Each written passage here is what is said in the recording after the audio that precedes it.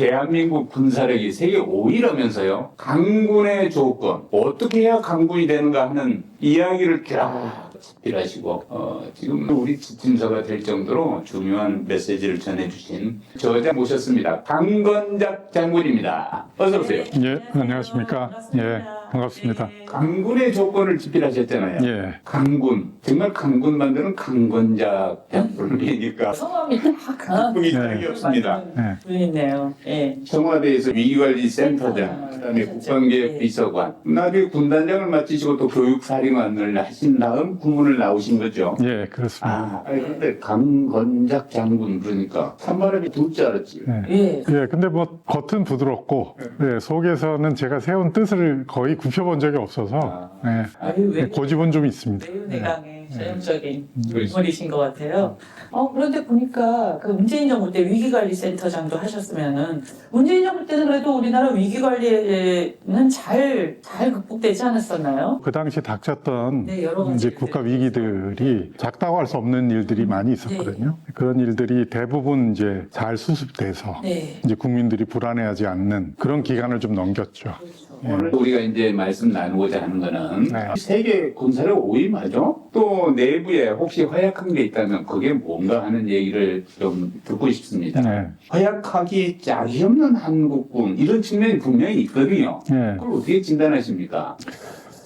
저는 이제 우리 군대가, 뭐 외형적 평가에서 세계 5위다, 뭐 이것에 대해서 부정할 생각은 없어요. 왜냐하면 겉으로 드러난 어떤 전투력들, 이를테면 우리의 그 국산 무기, 이런 것들이 사실상 세계에서 가장 그 주목받고 있는 것도 사실이거든요. 그리고, 가장 우수한 젊은이들이, 세계에서 가장 높은 교육 수준을 가진 젊은이들이 모인 군대이고, 또 한국이 여러 면에서 대단한 창의력을 발휘해서 경제도 이렇게 키워왔기 때문에 군대도 뭐 그 정도는 될 것이다 하는 평가 사실 받을 만하다고 생각하거든요. 여기에 이제 한미 동맹이라는 뭐 튼튼한 울타리도 있고 그래서 그것에 대한 평가에 부정할 건 없지만 한편으로는 우리 군대가 겪어온 독특한 어떤 역사 또 어떤 환경 뭐 이런 것 때문에 이제 특정한 부분에서 더 잘해야 되는 것들 이런 것들이 좀 묶여 있다 하는 것은 분명한 것 같습니다. 최근에 대한민국 군대가 아주 대혼란에 빠진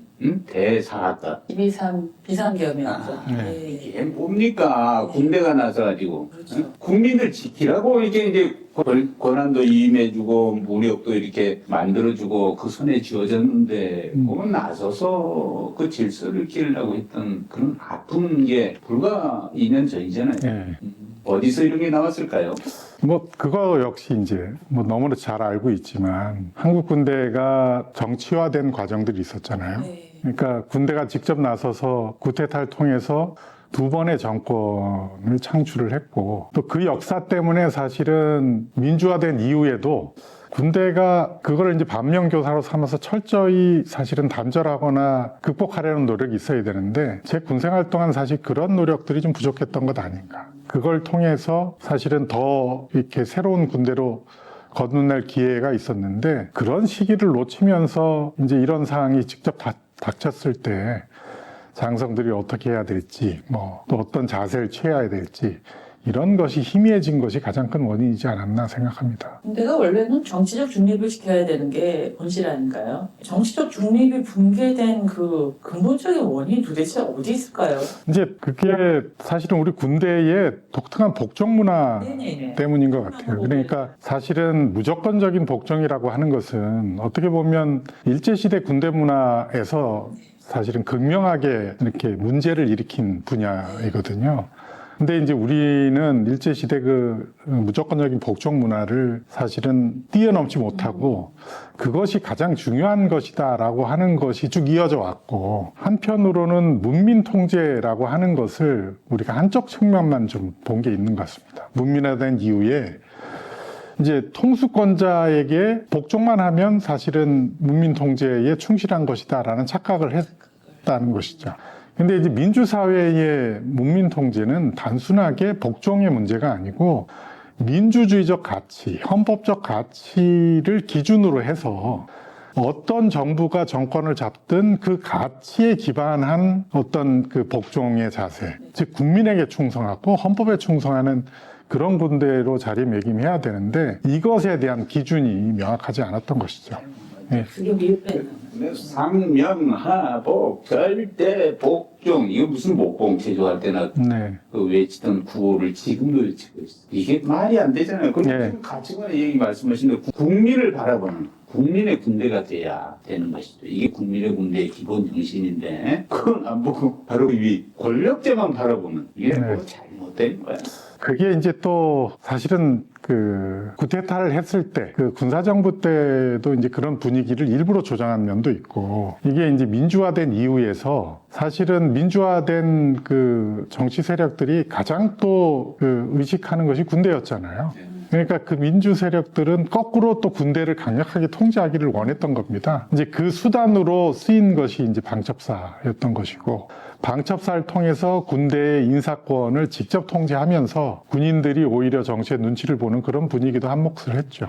이게 이제 결국 같은 이야기의 다른 면이겠지만 그러다 보니 군인들이 진짜로 중시하고 가치를 둬야 될 군사 전문성의 문제는 상대적으로 도외시됐을 가능성이 크네요. 그렇죠. 예. 오히려 내출세하는데 군사 전문성이 영향을 미치진 않거든요. 영향을 안 미치는 게 도움이 안 돼. 그렇죠. 도움이 안 되는 거죠. 이제 그런 바라보는 게 예, 도움이 안 되니까 사실 그쪽의 노력이 군생활 하는 전체 동안 특정하게 이제 관심 있는 사람 빼고는 사실은 주어진 일, 위에서 주어진 일을 열심히 하는 것으로 이제 출세의 어떤 기준이 잡히니까 이제 거기에만 이제 쭉 몰입하는 거죠. 이게 뭐 하루 이틀의 문제가 아닌 겁니다. 이게 우리 군대가 창설된 이후에 쭉 지속적으로 누적돼 왔던 거죠. 그러니까 다음 보직을 뭘 나한테 줄 수 있나, 좋은 보직은 누가 줄 수 있나, 그거 골라서 사람 달아보고 누가 나 다음 계급을 나한테 달아줄 수 있나, 그거 생각해서 충성하고. 그렇죠. 그 얘기 하시는 거예요. 예, 예, 그렇죠.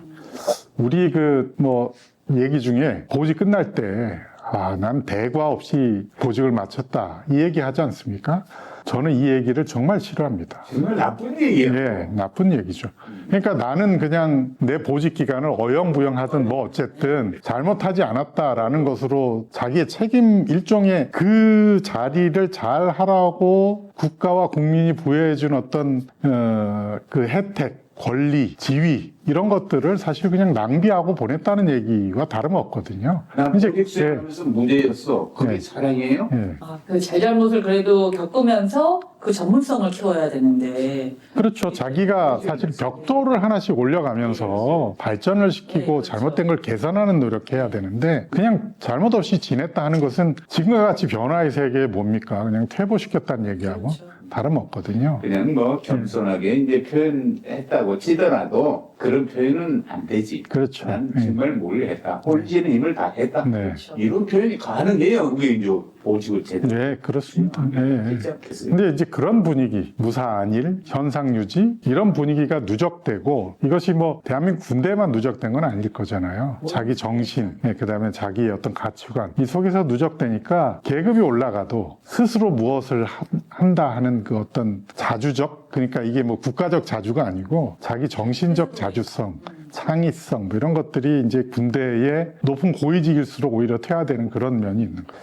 그리고 아까 이제 언급을 좀 하셨는데 일제 문화, 일제 군대 문화의 잔재가 아직도 있다는 말씀하셨는데 저는 요즘에 이제 젊은이들이 군대를 외면하고 떠난다는 얘기를 접할 때마다 가슴이 미어져요. 네. 그런데 그들이 반드시 무슨 보상이 적어서 그 처우가 나빠서 떠나느냐 꼭 그건 아닌 것 같아요. 사명감도 있고 미래를 보는 눈도 있고 다 있는데 폭력적이고 권위적인 그 문화에 도저히 애정을 못 느끼겠나 이래서 떠나는 거 아닌가 저는 그런 생각이 들어요. 예, 뭐, 폭력 문화 예, 어떻게 생각하세요? 그러니까 뭐 사실 이것은 뭐 지금 현재 있는 젊은 군인들이 뭐 잘 안 와닿을 수 있는 것 같아요. 근데 이제 이게 일제의 어떤 폭력 문화는 사실은 메이지 유신 때 이 사무라이들이 대거 군대 들어오면서 이제 그 사무라이들이 가졌던 절대 복종의 어떤 가치 뭐 이것이 일본 군대에 그대로 투영이 됐거든요.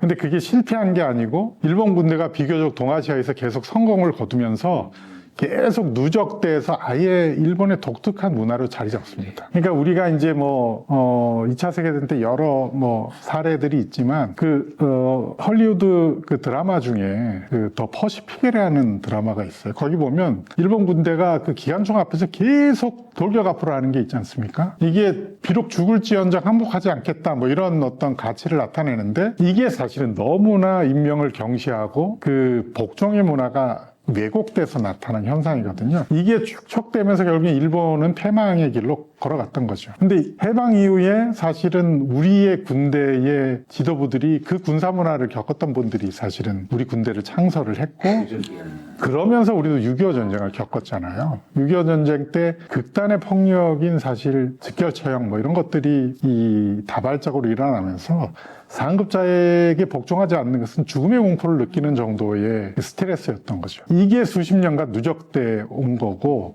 이게 이제 사실은 근래 들어서 많이 완화되긴 했는데 완화되면서 어떤 현상이 벌어지냐면 방치를 하는 단계까지 가는 겁니다. 밑에서 사실은 정당한 어떤 의견 제기나 그다음에 불복종의 어떤 사례 이런 것들이 잘 가려지지 않고 그냥 밑에서 얘기하면 무조건 수용해야 되고 그 다음에 자칫 내가 폭력적인 어떤 사람으로 자리매김될까 봐 이게 이제 폭력의 역사와 방임의 역사가 지금 막 중첩돼서 혼란되고 있는 것이 우리 군 저 밑에 어떤 현상이거든요.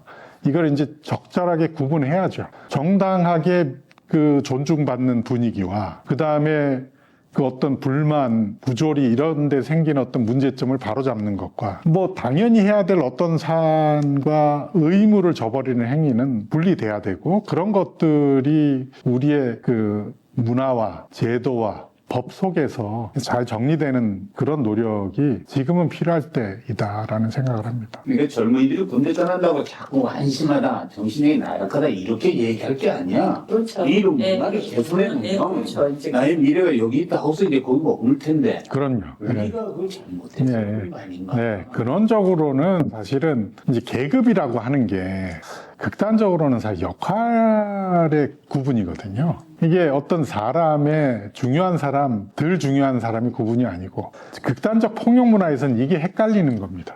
그리고 그것이 우리가 정리되지 않고 갑자기 폭력은 나쁘다 하고 막 계속 투여하면서 여러 제도적 사항이 생기니까 이걸 구분하지 못한 가운데 좀 방치된 면이 지금 있는 거죠. 그 극단적 폭력의 맥시멈이 뭐겠어요? 감히까지 아니에요. 네. 네? 그런 걸 사냥하고 그걸 미화하고 그 비인간적인 군대가 돼서 되겠어요. 그럼, 네. 성형 소중히 여기는 게 군대 문화인데 네. 또 이제 미래 대비가 잘 되고 있나요? 그러면 우리 군대는? 그러니까 이제 또 미래 대비 전에 사실은 또 한 가지 제가 좀 얘기하고 싶은 게 전자권이잖아요.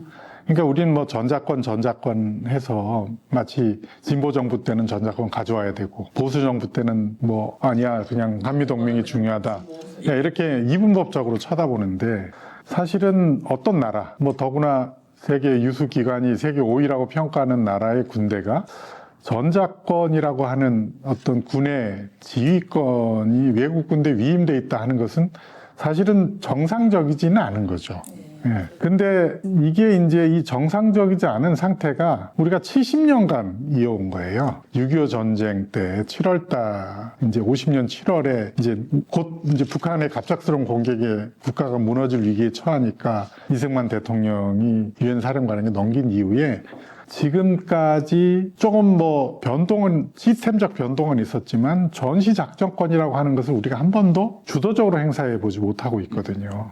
이게 이제 어떻게 보면 어느 단계에서는 되게 효율적일 수 있어요. 그리고 어떻게 보면 지금도 그게 오히려 국가안보에서 더 낫다 하는 것이 충분히 일리가 있는 얘기죠. 근데 이거는 뭐냐 하면 사실은 어떤 국가의 군인들이 스스로 기획, 계획, 운용, 훈련 다 주도적으로 한 가운데 외국 군대가 연합작전으로 도와준다. 그럼 그 문제에 대해서 우리가 불만을 가질 이유가 없는데 한 70년간 우리가 그 문제를 제대로 한번 주도해 보지 못하다 보니까 여러 군데에서 그 능력이 일종의 퇴화했다 이렇게 볼 수 있죠. 이제 전쟁을 기획하거나 무기를 디자인하거나 그 다음에 무기의 성능을 요구하거나 무기가 들어오면 어떻게 운영하거나 이것을 스스로 해보지 못한 겁니다. 그러다 보니까 이게 미국에서 그런 무기가 있다, 외국에서 있다 그러면 카피는 잘 하는데 이게 완전히 새로운 무기를 우리가 창출하거나 운용할 능력은 결여되는 거죠. 이게 현재뿐만 아니고 미래까지 연동하는 거죠. 말씀하신 대로 미래 군대로 가려면 우리가 세계 5위 정도인데 많은 무기는 또 많은 전투 방식은 우리가 스스로 창출해야 될 거 아닙니까? 이게 우리가 좀 결여돼 있다 하는 거죠. 그러니까 미래에 대한 그림은 사실 그런 창조적 능력, 창출하는 능력, 그것이 새로운 무기가 실현 가능한지, 새로운 변화가 우리에게 어떤 영향을 미치는지를 스스로 판단하고 운용해야 되는데, 그 면에서 이제 우리가 제가 보기에는 좀 부족한 면이 좀 있다. 그것도 좀 많이 있다. 그러니까 그럼 이런 부분들을 어떻게 개선해 가야 될 건가가 사실은 미래를 준비하는데 가장 커다란 화두이고 또 그 포인트다, 이렇게 생각을 합니다.